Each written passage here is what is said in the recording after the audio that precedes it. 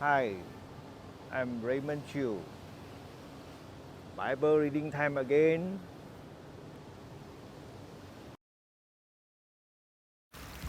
Now the serpent was more crafty than any other beast of the field that the Lord God had made. He said to the woman, "Did God actually say, 'You shall not eat of any tree in the garden?'" And the woman said to the serpent, "We may eat of the fruit of the trees in the garden." But God said, "You shall not eat of the fruit of the tree that is in the midst of the garden, neither shall you touch it, lest you die." But the serpent said to the woman, "You will not surely die, for God knows that when you eat of it, your eyes will be opened, and you will be like God, knowing good and evil." So when the woman saw that the tree was good for food, and that it was a delight to the eyes, and that the tree was to be desired to make one wise, she took of its fruit and ate. And she also gave some to her husband, who was with her, and he ate. Then the eyes of both were opened, and they knew that they were naked. And they sewed fig leaves together and made themselves loincloths. And they heard the sound of the Lord God walking in the garden in the cool of the air. And the man and his wife hid themselves from the presence of the Lord God among the trees of the garden.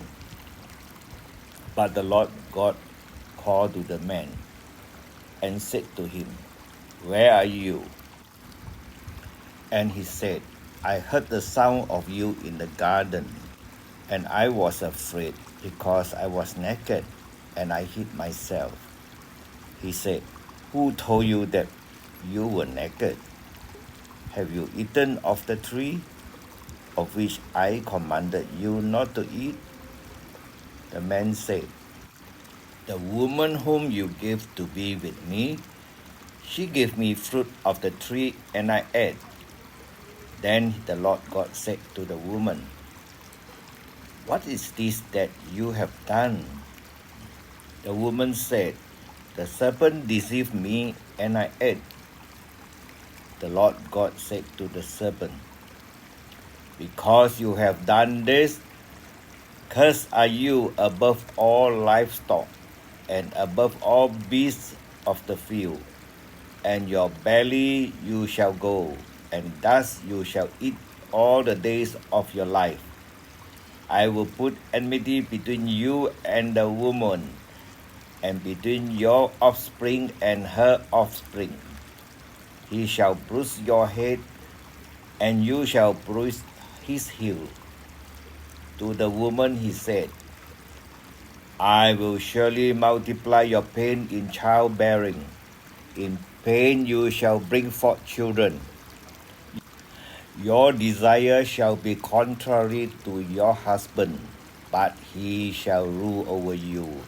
And to Adam he said, "Because you have listened to the voice of your wife, and have eaten of the tree of which I commanded you, you shall not eat of it.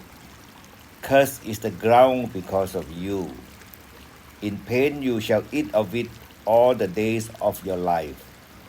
Thorns and thistles it shall bring forth for you, and you shall eat the plants of the field. By the sweat of your face you shall eat bread, till you return to the ground. For out of it you were taken, for you are dust, and to dust you shall return." The man called his wife's name Eve, because she was the mother of all living. And the Lord God made for Adam and for his wife garments of skins and clothed them.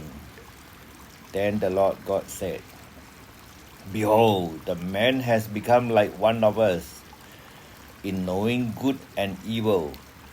Now, lest he reach out his hand and take also of the tree of life and eat and live forever. Therefore, the Lord God sent him out from the Garden of Eden to work the ground from which he was taken. He drove out the man, and at the east of the Garden of Eden, he placed a cherubim and a flaming sword that turned every way to guard the way to the tree of life.